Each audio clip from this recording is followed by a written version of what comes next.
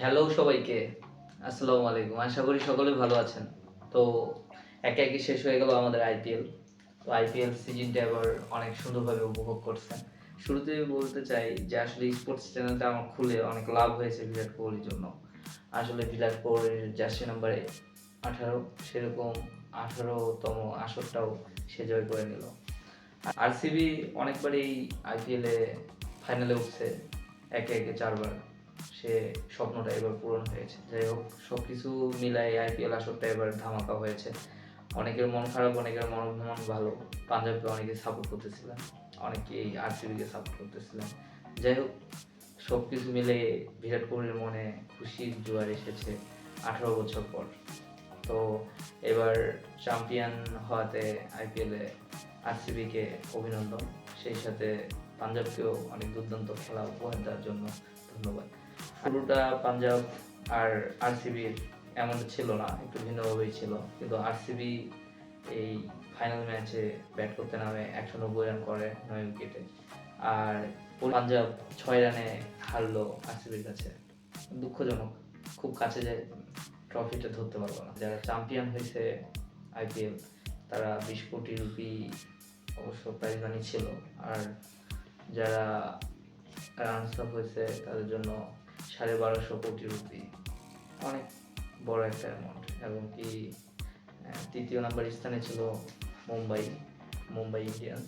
Mumbai Indians অবশ্য 7.5 কোটি রুপির মতো পেয়েছে।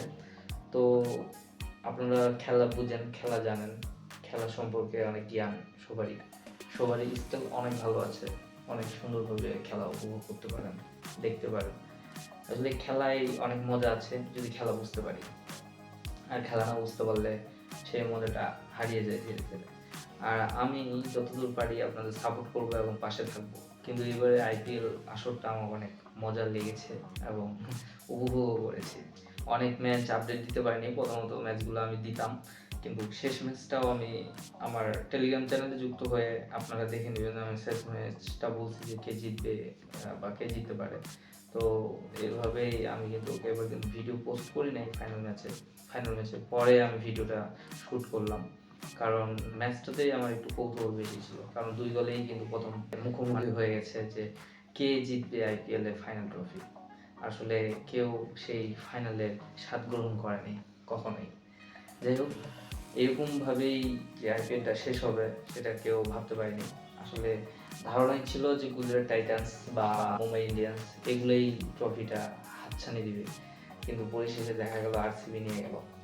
এইভাবে আমরা সবকিছু বুঝি, শুনি, সঠিকভাবে তথ্য কালেকশন করি এবং তথ্য অনুযায়ী আমরা ম্যাচ দেখে থাকি।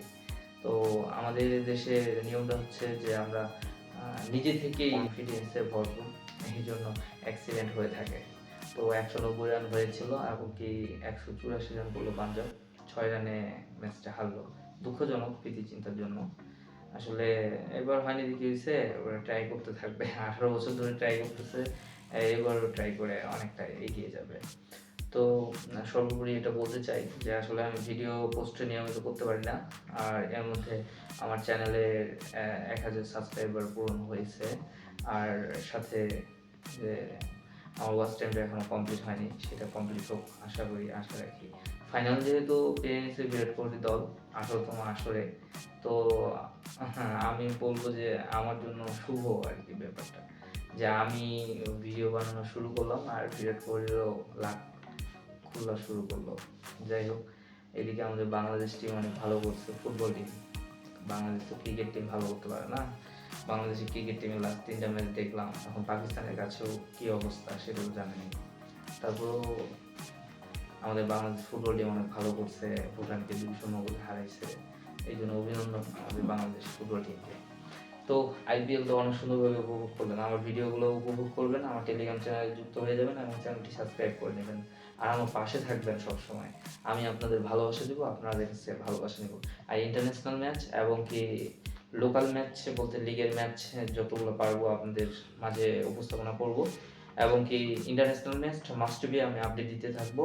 আমার ইউটিউব চ্যানেল মনিটাইজেশন হয়ে গেলে আর সুন্দরভাবে আমি ভিডিওগুলো আপলোড করবো এবং পোস্ট করবো। আপনারা আমার পাশে থাকবেন, আমি আপনার পাশে থাকবো। খোদা হাফেজ, আসসালামু আলাইকুম।